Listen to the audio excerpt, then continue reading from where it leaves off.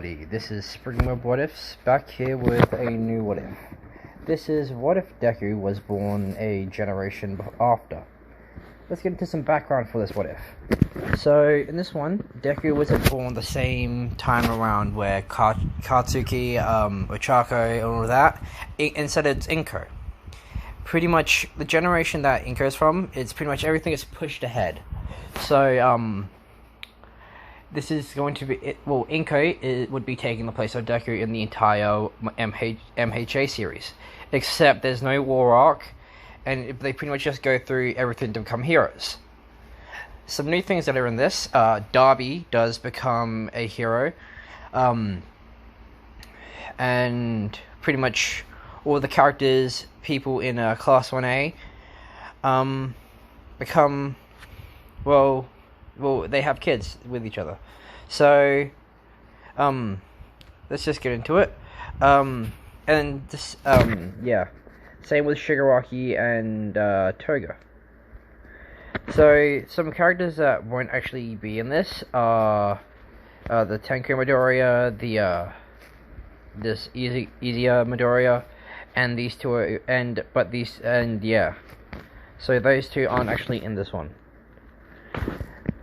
Yeah, so let's actually get into the actual Deku's backstory. So, he was he was friends with all these characters during as like kids, but then around when Izuku was 4, he kind of drifted apart from them because, unlike him, when he got his quirk evaluated, he never actually got.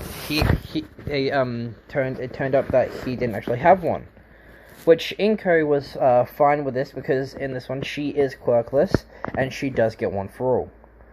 So yeah, that does happen. So Inko is very supportive with Izuku. Same with Hisashi. Hisashi is also in this. Hisashi is also Izuku's biological father. And Hisashi is a pro hero, but he is more of like an underground hero, and he isn't really around that much. He does try to be there for Izuku. Yeah. So after around a year later, like when Izuku's 5, he shows developments of having a quirk with him having a pet cat at this point. But so he was playing with his pet cat with Inko watching him as Izuku pretends to like use puppet strings to move the cat. As the cat moves how Izuku wants her to move. As Izuku tells Inko, "Mom, look, I'm making the cat I'm making the kitty do what I want." As Inko is looking at this all like happy, joyful, like he must be kidding. As when she looks at the cat and Izuku is making the cat stand on the on two legs, her 2 hind legs. As then Izuku manipulates his fingers, as then the cat starts standing on its front paws. But then Inko says stop, as Izuku freaks out, as then his hands spread outwards, as the cat its body parts just it just becomes dismembered. As Izuku is horrified for what he did, as Inko is absolutely terrified of what Izuku did. As she calls Hisashi saying that Izuku has a quirk. As she takes Izuku to the quirk doctor, as what they didn't realize prior was Izuku's what would usually be his pinky toe is actually his big toe that has the double joint. As they go through his power set, as they see that he can manipulate these small strings that are like very small and not noticeable to see. As they are a silverish, goldish, platinumish color. As then they take a bit of it, as they look at it like under a microscope, as they realize that it's 0.43 of a human hair, so it's even smaller than that. As they test out the the what it's made out of, as it's made out of, well, gold, silver, and platinum. As the doctor says, this is some of the strongest material I've ever seen. It's even stronger than some of the pro heroes' hardening abilities, like Red Riot. It's even stronger than his hardening abilities, it seems. As Inko is shocked of what the doctor is telling her. As when Hisashi gets there, Izuku suddenly pulls out a fireball. As then even the doctor's shocked, saying he has 2 quirks. As then after the fire, it starts turning into a bluish. It turns blue. Then it turns purple, then it turns black, then it turns white, as the room kept on changing to that temperature, as then it turned to a icy blue, like a much lighter than regular blue flames would be, but then everything starts to get cold. As then when the fire turns off, Izuku's getting all excited, as then his shadow starts turning even darker as he falls in. As then he pops out like where the ceiling is. As then the doctor goes through even more of its powers, as it reveals that he has pyrokinesis to a really high extent, being able to reach the hottest flame being white, and a really cold flame being his icy blue. As then they also go through the fact that he has shadow manipulation and being able to manipulate shadows. As then the doctor goes over the fact that with his string ability, he will actually be able to puppeteer things. As after this, Izuku, Inko, and Hisashi go home. As when they get home, they have to clean up the blood splatter of the cat. As after this, Hisashi and Inko tutor Izuku at home. This making Izuku more darker and not as close to his friends as he was. This leading to the fact where, after this, people still think he's quirkless, but nobody actually knows that he does have a power. He's been known as the... Inko is the #1 hero. Yeah, as Izuku goes through his life being called villain, everybody mocking him, as he starts skidding off, as he no longer has friends, with him him growing up becoming colder and colder, as during middle school, he never had any friends. He got really high grades, though.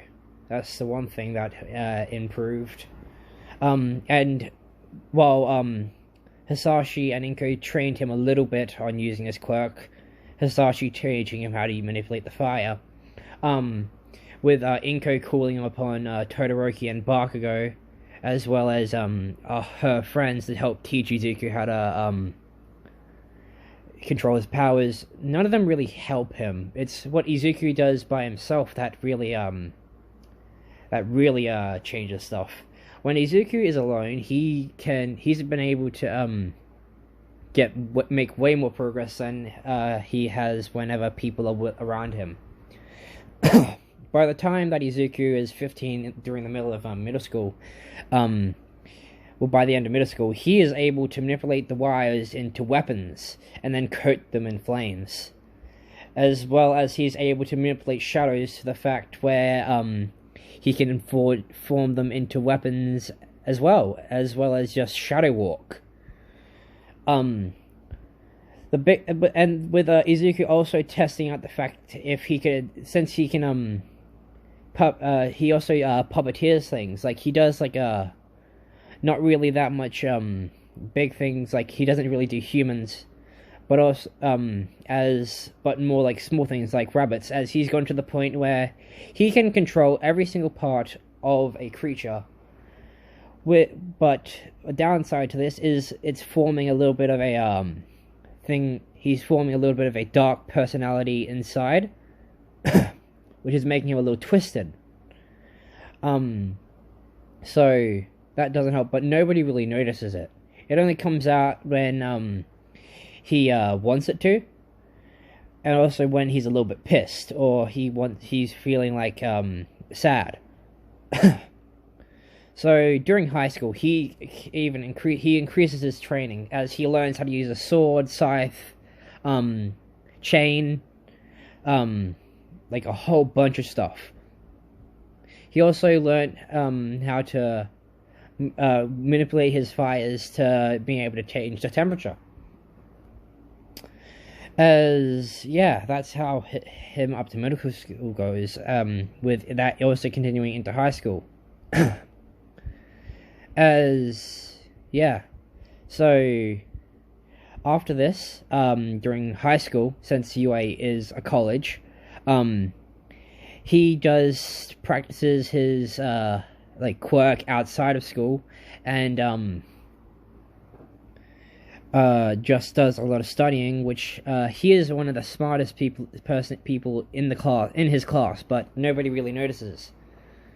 But something that I should mention is his hair is green, red, and black, but his eyes are purple.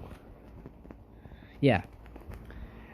And when Izuku is in high school, he's coming up with hero names, and one really sticks with him, the puppeteer, which he really likes.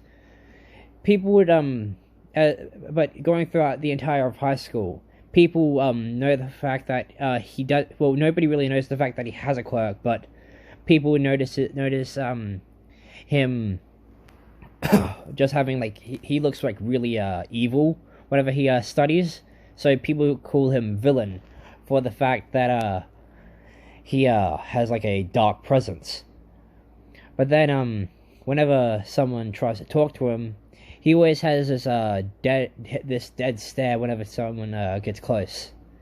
Because since Izuku never really had friends, he never really learned how to talk to people. So he dealt with it. He used the fact that he had a cold glare to get people to not talk to him. That's how his high school life goes to.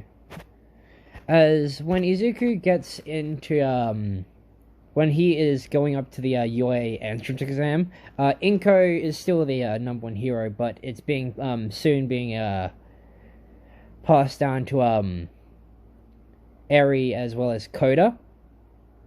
Well, Eri being #1, as with Koda being #2. Inko still hasn't chosen a successor, with her not knowing, with her seeing in this new generation, with all these kids.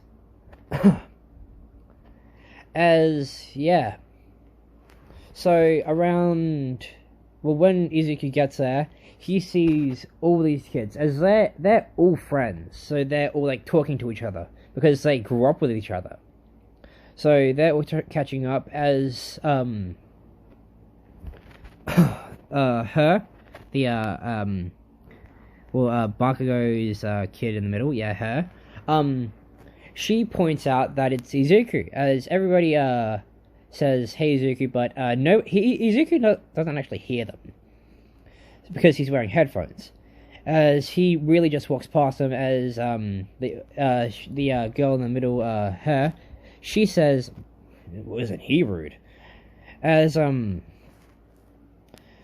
Izuku gets in there, he just sits down, waiting for it to start, as it is Tenya Ida explaining the whole zero-pointer thing. As everybody gets passed out the sheet, as Tanya's kid, this kid up here, him, he is shocked when Izuku stands up around 5 minutes into the test, as he brings it up to Ida saying, "Finished." As Ida says, "Hey" to Izuku, but Izuku just saying, "Hi, what do I do now?" As Ida is shocked, saying, do you not want to go over it? Are you sure you're finished? As Izuku says, yeah, I'm fairly sure that I got it correct. I also think you put some things. I kind of corrected you there. As Ida goes over this as, sorry, I did not mean for you to have to do this. As Ida in his head is thinking, this kid, he really Inko's kid? As that's what's going through Ida's mind, but then he says, just go back to your seat and wait for me to explain the practical exam. As Yuki just puts on his headphones and sits back. As 30 more minutes go by. As everybody starts handing in their test, finishing it. As so he just starts explaining the practical exam, the 0-pointer, nobody really pointing this out. As then so it's Izuku, all these kids in the first go. As when they get there, Izuku takes off puts on this jacket, but it doesn't have sleeves this time. But he puts on a jacket similar to this, but it doesn't have sleeves. He also has no gloves, but and yeah. So he makes his way like slipping through everybody using the fact that he has a dark presence. I mean, he uses a little bit of shadow walk just to get past everybody. As he makes it to the front. As Ida starts counting down through the mic, being 3, 2, 1. But as soon as Ida says 3, the door starts opening slightly as Izuku's face starts contorting into a twisted smile. Let's quickly just go to the teacher's booth as all these kids' parents are there, as well as Hisashi and Inko. As everybody in there are seeing Izuku rushing in, as they see that the fact that Izuku slipped through that tiny crack in the in between the two walls. As when Izuku makes it through the gap, he then starts dashing in between every single robot as he is really fast. So he uses his strings to help loosen up the muscles in his legs to make him faster, with him also using his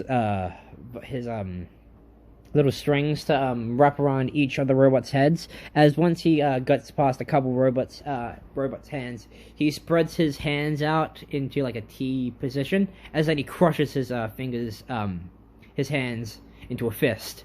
As every single one of the robots' heads come off with an explosion underneath, as he puts a small bit of fire into the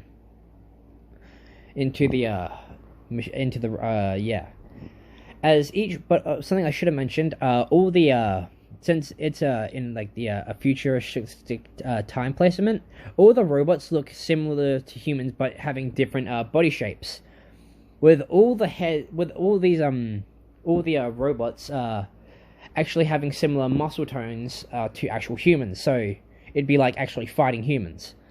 As Izuku is as he takes off all the heads, the teachers as well as students are being shocked and terrified for what he just did.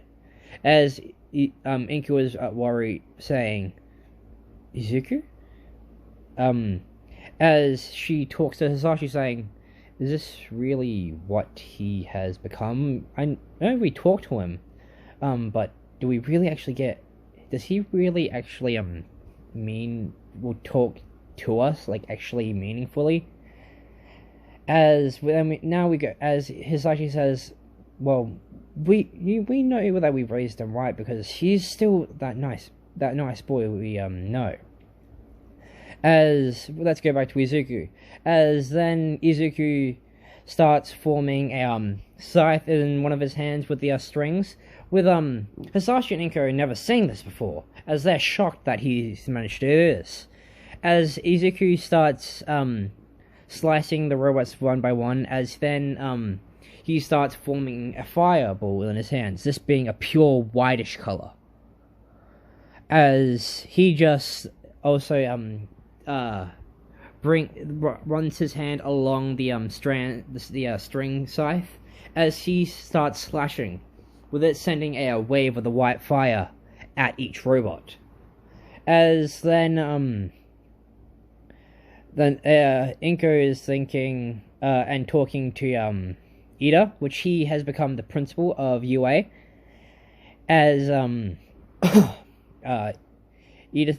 asks Inko if they should send a 0-pointer at him. As Inko says, "Sure, I want to see what he does." As the 0-pointer starts rising, as it's just the 0-pointer the same from the anime. They never really changed it since they never had anything to go off of to have anything that size. As All For One, something that I should also say, All For One is still at large, doing in the background. As so let's get back to Izuku and finding the 0-pointer. As Izuku takes away the string scythe, as he just calmly walks up to it, as he uses his shadow manipulation to use the robot's shadow against it, as he expands the shadow, making it so that the robot sinks inside of it, to the point where its entire legs are covered in the shadow. As 20 minutes of this goes by, as it's up to its waist in the shadowy liquidy thing. As Izuku stops it, as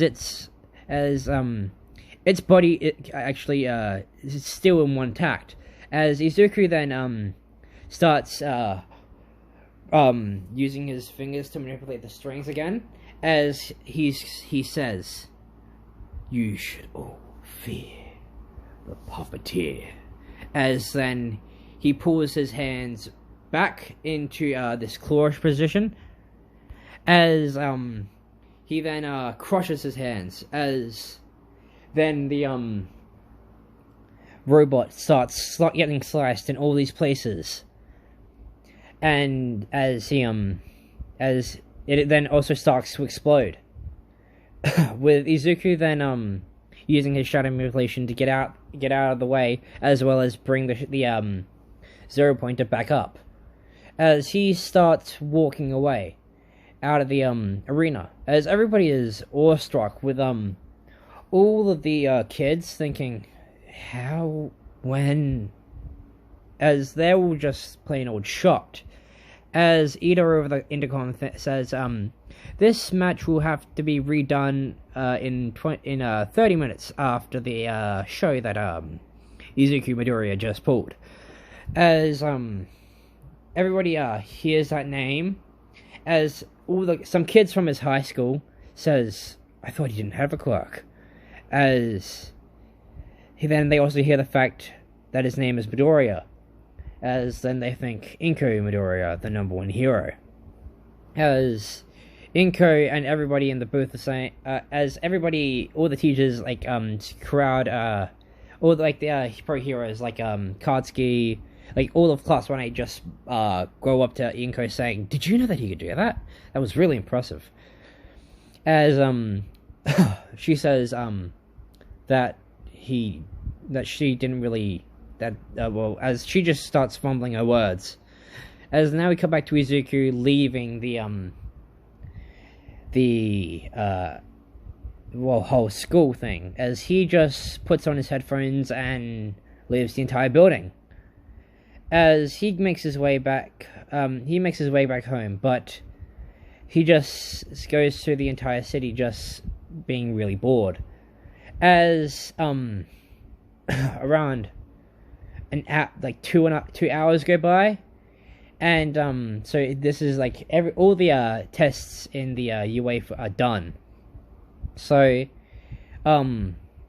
Izuku does end up just running into this group, with all of them eventually seeing Izuku, as Izuku doesn't really want to talk to them, so he uses his shadow manipulation as he starts walking into an alley, as he then then uses his shadows to actually go into the shadows, as then he uses it to avoid them and go past them.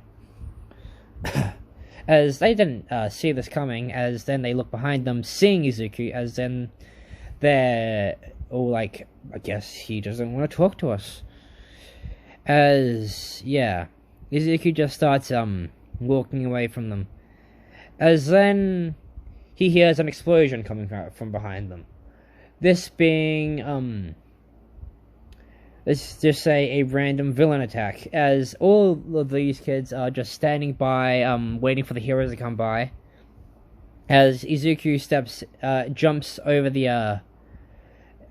jumps over them, as he starts fighting the villains in hand-to-hand combat, not actually using his quirk, as he beats every single one of them to the point where they're begging him to stop.